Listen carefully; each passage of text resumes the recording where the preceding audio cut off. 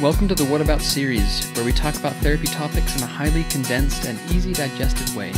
Our goal is to help the average person understand some of the more complex or misunderstood aspects of the mental health world. Let's get right into it.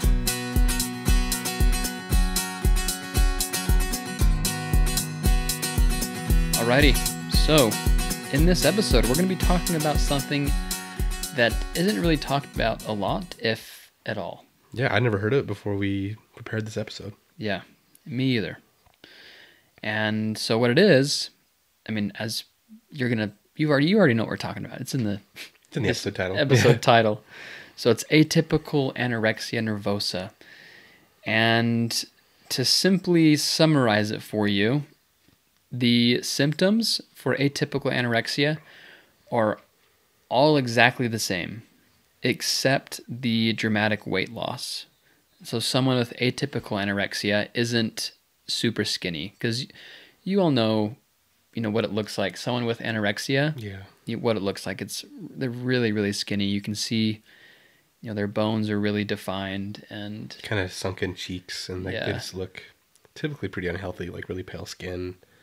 There's a lot of health complications that come with like typical anorexia, so I'm sure we all kind of know what it looks like. I definitely know I do. And it's kind of a haunting sight, like someone who's really deep into like weight loss from anorexia. Yeah, it's kind of sad to really see. Really sad, yeah. The full effects of what it can be on a person, like physically. Yeah, and you can always go Google it if you have never seen those pictures, but they can be hard to look at for some people. Yeah. And so just graphic content. Be weary there. Yeah. So let's just jump right into some symptoms. Remember, with this series here, every episode's going to be the same as far as the outline goes, the flow goes. And so it's just summary, symptoms, risk factors, diagnosis, and treatment. So that's what we're going over today. So the first symptom that, one of the symptoms that we see with atypical anorexia is a fear of gaining weight or getting fat. And so just like anorexia, that's one of the biggest symptoms, is that like a pathological fear of gaining weight, being fat, being overweight, obese, whatever it is. So that's the most common thing that I think of, at least when I think of anorexia, and it's the same with atypical anorexia. Yeah. Or another really common symptom is disturbance in body image. So they can't look at themselves without feeling disgusted or feeling like they aren't enough, or feeling, like they need to gain weight or they need to lose weight, because they're too fat. They see themselves as too fat or overweight. Yeah, and some people might know that as body dysmorphia, that you look in the mirror and see something that's not true. It's very, very common amongst those with atypical anorexia and anorexia, just regular anorexia as well. The next one is restrictive energy intake. So the things that you put in to your body, you're very restrictive. The food that you eat is very, very, they're limited, sometimes not at all. Very selective. Very selective as well, eating things that are perceived as extremely healthy, very low calories, just very authoritarian with the way that you treat your diet. Yeah, and the important thing to note here is that the key word here is excessively. Yeah. Because you can, one of these is, the next one here is excessive calorie counting. Now, I used to do competitive Olympic weightlifting, and we had to meet a weigh-in quota, to lift in that weight class. And so I would literally starve myself for 2 days if I was overweight, and I don't recommend that. Never do that. Not fun. Yeah. Not healthy. Exactly, not healthy. I remember looking up at my ceiling, laying on the ground one night, the night before weigh-ins, and the ceiling was spinning. Oh gosh. I haven't drinking water in a day and a half. I haven't eaten food. It was the worst thing ever. But that... Good point, yeah. If you do that a lot, then you'll probably end up with anorexia because you don't eat. Yeah. But with atypical anorexia, you can struggle with excessive calorie counting, so obsessing over how many calories you're eating. However, you're not restricting yourself so much that you're losing a significant amount of weight. And now when we say losing weight, this is below what your average weight is for your height, gender, and basically your BMI, being considered extremely underweight. Yep. things like Everyone that. has just a basic line body weight of where your body wants to be. Yeah. And so when we say, significantly underweight, it's under your weight. Yeah, it's all relative, and it's the same Right. with the calorie counting. Like for me, excessive calorie counting, I'd probably be in like the 1,200 calorie range. That'd be pretty excessive for me. I'm a pretty big dude. Anyone who knows me, Yeah. I'm almost 6'1". I weigh like 225 pounds. I'm a big dude. Yeah. Require a lot of energy, and so an excessive amount of calorie restriction for me would probably be in like the 1,200 range. But for a really small adult woman, that would be like a good yeah or like a smaller person. I guess that's like a good dieting range. Like if you're trying to just healthily lose weight, that's a good range. So it's all relative. It's not just like the American standard of 2,000 calories a day. It's excessive for your specific situation. And it's the same with the next symptom is excessively cutting out different foods, and just being, because everyone is different with the foods they like cut out and stuff like that, and everyone's different with everything we talk about in the What About series. It's going to be very unique, but it just goes down to the excessiveness of it and the longevity of it, how long you're doing it, and how obsessive and excessive it is. So if you're excessively cutting out different foods, especially the ones that are perceived to be unhealthy, if you're like treating them in almost like a fear-based phobia way, and just avoiding it like a sickness or like an abusive relationship, that's where the issues start to arise, the symptoms of anorexia, atypical anorexia. Yeah, because when something is excessively done, especially like excessively counting calories or watching your food, it gets to a point where it's going to create a ton of anxiety and create stress when, you are tempted to eat some bread, or something that has a high calorie count, and you don't want to eat that. Yeah, something that should just be seen as a normal event is going to cause a huge stress response. Yeah. And so one of the last thing here is a symptom is not going to social events that have food like within the event. Like Austin said, it's like being in an emotional or like abusive relationship. Like you don't want to be around that person. In this case, it's food. You don't want to be around that food because you could be tempted and feel that can create a bunch of anxiety and a bunch of stress. Just like if you were abused by someone and you see them, that creates anxiety and creates stress. It can be really triggering for you. Yeah. And dealing with all these symptoms, it can be comorbid, or otherwise it can go along with, or it can bring other symptoms, such as depression, anxiety. Because think about if you avoid every party you are invited to and they all have food and you don't go, then that could cause some depression. Yeah. Or every time you're going out to eat with a family member, or every time you're with another person and you're eating with them, that's going to cause anxiety. And just overall, depression can cause eating disorders, and eating disorders can cause depression. And it's the same with anxiety. They can be the cause and the symptom of these issues. And that's another really common thing that we'll see through the What About series, is that symptoms are causes and causes are symptoms. Yeah. It's all a big loop. Negative feedback loop. Yeah, they're all negative feedback loops, and we'll probably say that every episode, but that's how, it's kind of weird. That's how all mental disorders are. They're all just big loops. But yeah, that's all the symptoms. Suicidal thoughts is the most dramatic of all of them, I would say. And suicide ideations and attempts being the most unfortunate ones. Being so obsessed with the way that you look and not having that ideal body. Being so depressed of not having what you want to have over your self-image leads to the unfortunate outcomes of dying by suicide and suicide ideations. And so that's the broader aspect of it, the more intense aspect of it, I should say. But it is an unfortunate outcome for a lot of people that struggle with this, and it can be very hidden because of, without that excessive weight loss that we're talking about. Right, it's not as apparent. Yeah, it can be so hidden. And so part of this is kind of like an awareness episode that this could be happening underneath the surface for somebody, and you won't be able to tell because of how easy it is to hide. So those are some of the symptoms to look out for maybe in yourself, other loved ones. Now, some of the risk factors that can cause it, that could put you more at risk. The first one is genetics. You could just be predisposed from family history of eating disorders and mental health disorders. If it's in your family, obviously you're more likely to get it, like most other mental health disorders, and it applies to this one as well, that if a parent has it, you're more likely to develop it yourself. And that can come from, again, genetics or even modeling. Yeah. As you grow up, your parents, if they did stuff like this, then that can also play a factor. Yeah. Yeah. The next one is gender. So women are more likely to experience anorexia and atypical anorexia, Mm-hmm. but it still happens in men as well. I think that kind of gets lost in the sauce sometimes, where like, oh, you know, the only people I know that struggle with this are women. Like, okay, that's true, sure, for you. Yeah. But men can still struggle with this, and a lot of men do. It's probably like, because men probably reported a lot less as well. I know I would never talk about it if I had that issue. So it's probably underreported, but it's obvious that that it happens a lot more in women anyways. But I think part of the reason is because men just don't talk about it as much because of the stigma behind it. And with women as well, there's a stigma about talking about it.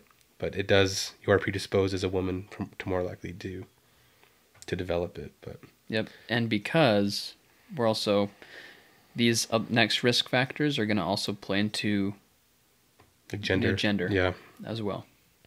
Yeah, so the next one is it's social attitudes and culture.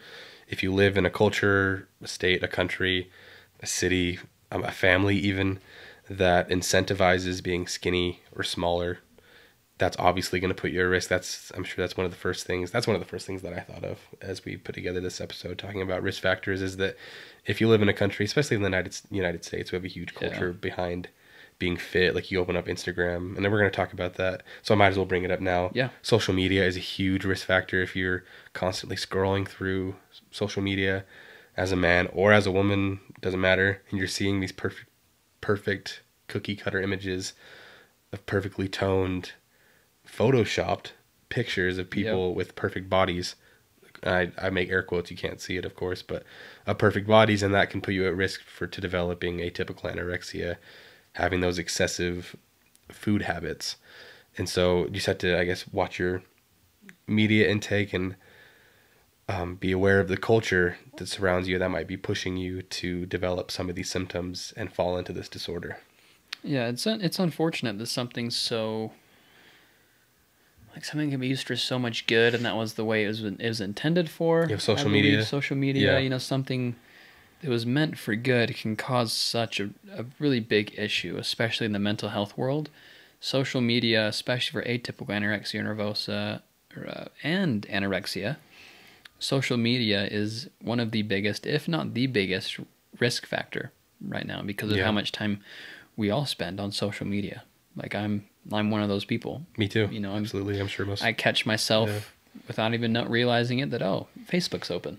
Yeah, and I've been scrolling for 30 minutes. Yeah, Instagram's open.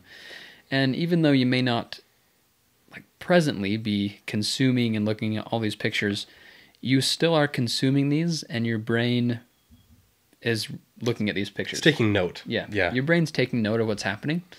And so even just scrolling without even realizing it, your brain can pick up things like, oh, I'm not as skinny as that girl there. I'm not as fit. Or she has abs, I don't. That dude has bigger biceps than me, or he is taller than I am. That dude benches more than me. Yeah. He goes to the gym, I don't.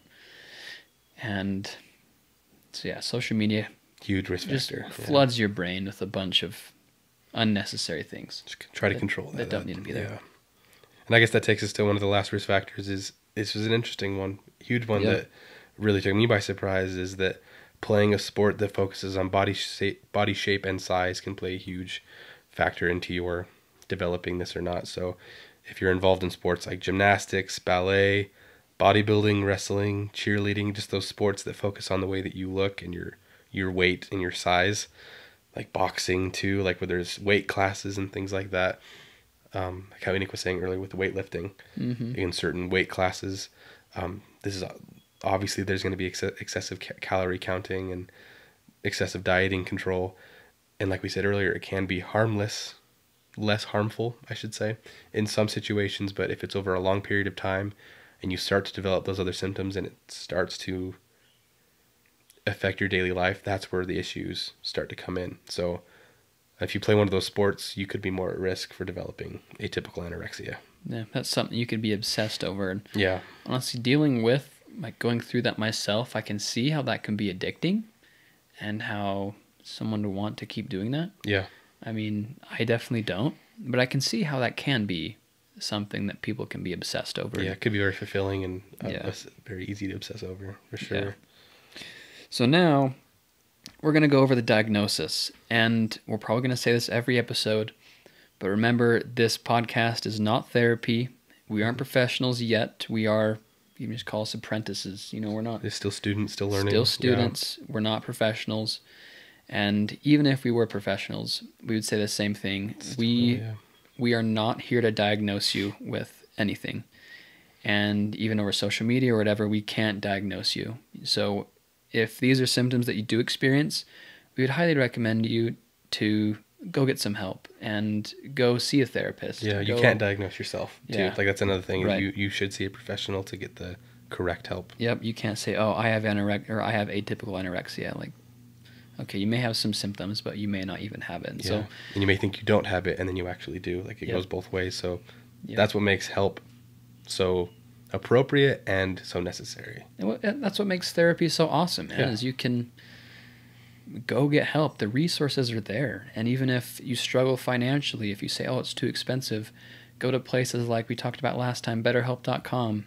They help people that are, you know, not financially capable. There is abilities for you to get the help that you need. And even at the state level, most states have affordable and or free healthcare for people who qualify. Like, there's options out there if you truly need the help. So I guess this is our little moment of encouragement that there is help for you, and it's worth it to get it as we start talking about the diagnosing part of this, because even if you tick every box on these diagnosis requirements, it's still really important that you go talk to a professional about it, probably even more so, to really figure out if it is an issue for you and you do have it, to also develop a treatment plan as well with the person who's going to be able to help you specifically. Yeah. So it's really important to reach out to a professional if you feel like you need it. Yeah, there's healing out there for you, and it's there.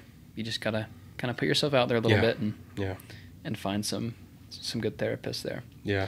Wherever you are. So, to be diagnosed with anorexia or atypical anorexia, according to the DSM-5, which is the Diagnostics Statistics Manual, this is like a little manual that therapists and mental health professionals use. It's a little... it's like a diagnostic tool. Yeah, like diagnostic manual tool that has all the symptoms and what each person needs to meet in order to be diagnosed with such issue. Condition. Yeah. So according to the DSM-5, 5 as in this is the 5th edition, these following criteria must be met. So the first one is a restriction of energy intake relative to requirements leading to a significantly low body weight in the context of age, sex, developmental trajectory, and physical health. And so this isn't, same thing with atypical anorexia. You're going to lose some weight, but it's just a line there where you cross too low in that body weight line, where it becomes anorexia. But anywhere above that line, it can be atypical. But usually people with atypical anorexia still restrict their energy intake. Yeah, exactly. So number 2, it would be the second diagnostic criteria is an intense fear of gaining weight or becoming fat, even though you're underweight. And again, that applies more towards the typical anorexia nervosa. Again, we're talking about atypical anorexia without that dramatic weight loss, but the intense fear of gaining weight or becoming fat still does apply. Like if you have that symptom with still being within your proper weight criteria, just because you don't have the weight criteria doesn't mean you don't have atypical anorexia. That's the whole point of it. So the intense fear is one of the major symptoms that would be diagnosed. And the third one here is disturbance in the way in which one's body weight or shape is experienced, undue influence of body weight or shape on self-evaluation, or denial of the seriousness of the current low body weight. And so if all of these symptoms are met, according to the DSM, so even if they're not met, a serious eating disorder can still be present. And again, this is why seeing a professional is such a big key. Yeah, they're going to be able to see through the thin gray line. Yeah. Yep. So even if you don't meet some of these, let's see, Yeah, so it says even if they're not all met, you can still have the disorder. And so obviously we can't tell you because we don't know you. Yeah. We don't know your life, your symptoms, whatever, but that's why you see a therapist. So atypical anorexia includes those individuals who meet the criteria for anorexia, but who are not underweight despite significant weight loss. Research studies have not found a difference in the medical and psychological impacts of anorexia and atypical anorexia. And so the psychological effects, negative effects of anorexia are the very same as atypical. Yeah, that's why we wanted to talk about it today, because there's probably way more people struggling with this atypical anorexia than not. At least symptoms. Like you may not have it. Yeah. But atypical anorexia tendencies, symptoms, habits, whatever it is. Oops, sorry, touched the mic there. It might still be there. And so, again, so important to speak to a professional and reach out for help. Even if you don't have this disorder, you can work on these symptoms before they turn into that disorder. So now getting into the treatment, the final part of our episode today. One of the first things that would be recommended for you would be nutritional rehabilitation. I don't know much about this specifically, but a therapist would be working with you. You might also work with a dietitian, or like a nutritional expert on how to healthily diet, healthily exercise to the point where you can still, because I'm sure a lot of people will have this anorexia, these issues. It's probably based in a value of fitness and a value of being strong and fit and healthy, just taken to an extreme level. And so see a therapist about mending that relationship with food so you're not scared of it, and maybe also seeing a nutritionist or a trainer to see how to healthily still live those values of nutrition and exercise without falling into the unhealthy symptoms of anorexia. Yeah, and there are a bunch of programs and resources out there just for eating disorders. Yeah. And so there are a bunch of like inpatient and outpatient programs where you stay in you go on a retreat for like a week, with other people that struggle with the same thing. And there are those resources and programs in every single state. And I'm not sure about country, but I'd imagine for the most part, there are resources available no matter where you are. Yeah. I mean, if you're listening to this, then there's probably... I would expect you're not in the middle of the yeah. Amazon or the Congo. Yeah. Where, resources aren't available. Yeah, if you have access to the internet, you can do online therapy. So if you're listening to this, there's options for you, which is amazing. Yeah. So then we have exposure therapy, which is, like Austin mentioned a little bit, is where you can, with your therapist, expose yourself to some foods that can give you these anxiety and stress responses. Yeah. So you can start working towards bettering that. Mending the relationship you have with food, just like you would with a spouse. It's kind of the same thing. Yeah. And then the last one here is possible medication. Now, there isn't any medication as of now that will fix these feelings of atypical anorexia or of body dysmorphia or any of those things that come along with atypical anorexia or anorexia. These things go hand in hand. But the medication is mainly for the depression, for the anxiety, and these things that I guess do come along with anorexia and atypical anorexia as well. So the medication would mainly be to help you cope with those feelings so you can start processing, the bigger issues. Yeah. And so you don't have to deal with so much stress or so much anxiety. So when you do start to overcome those feelings of like body dysmorphia and the relationship you have with food, then you can start waning off and getting off that medication, because you won't need that anymore, because the main stressor for anxiety and for your stress will be taken away. Yeah, a great analogy I've heard when it comes to medications is that there's they're not little fairies. Like pills aren't little fairies that go into your brain and fix, that rewire your brain so you don't have anxiety anymore. That'd be cool. It's like having a crutch or like a cast. You have it for a short amount of time to help you heal. Mm-hmm. It's like or like taking NyQuil when you have a cold. It's not fixing the cold. It's not an antiviral. It's not taking away the virus. It's treating the symptoms so you feel a little bit better while you're healing. Yeah. And so medications are typically and should be used, actually not really used for this reason, but should be used for this reason, to raise your emotional baseline so you can work on yourself, go to therapy, and heal the underlying cause rather than just feeling better. And so that's especially true with anorexia, because these little peel fairies aren't going to go into your brain and take away the anorexia. Like Enoch said, they're just going to raise your emotional baseline to a point where you don't have to worry about the anxiety and the depression for a short amount of time. So you can fix it or mend it, improve it, then go off the medications and live a fulfilling life without being dependent on SSRIs or benzodiazepines or maybe self-medication and alcohol, other drugs. It's really just to boost yourself for a little bit, work on yourself, and then push off the dock and live your life. And that's my personal feeling on medications as a whole, but they can be really helpful for someone going through this specific issue to just alleviate some of the other symptoms so you can work on yourself. Yeah. That's what I really like about that thought that you made. Yeah. I mean, if you have listened to any of our episodes, at least our last couple, you'll know that we're not against medication, but there are better ways. Yeah, absolutely. Out there. And medication is just that little crutch for you to start working towards a value-based life and to get the help that you need, and then to get off it and start to walk and to run again. Yeah. Emotionally. You wouldn't have a cast on your whole life just for a little while. Yeah. That's the best way to look at it. Yeah. So I hope you learned something new about atypical anorexia. Yeah.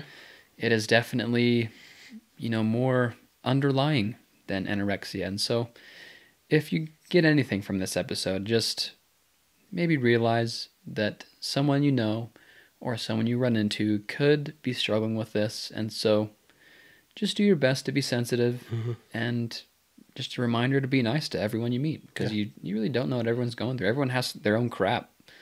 Like, they're all dealing with something. Yeah, and that's really the goal of this series, is to help educate everyone on some of the things that some of your loved ones really could be dealing with and that are very real, to help you be more understanding of what they're going through. Yeah, to bring awareness to things that a lot of people don't like to talk about. Exactly. So, thanks again for listening. Yeah. Join us next time. We're going to keep doing this, so we'll all learn together about the wonderful world of mental health. Yeah. We hope you have a great week. What about therapy? What about therapy? What about therapy? Yeah. What about therapy? What about therapy? What about therapy? Yeah.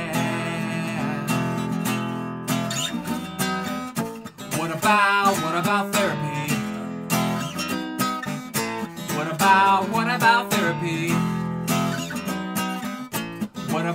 What about therapy? What about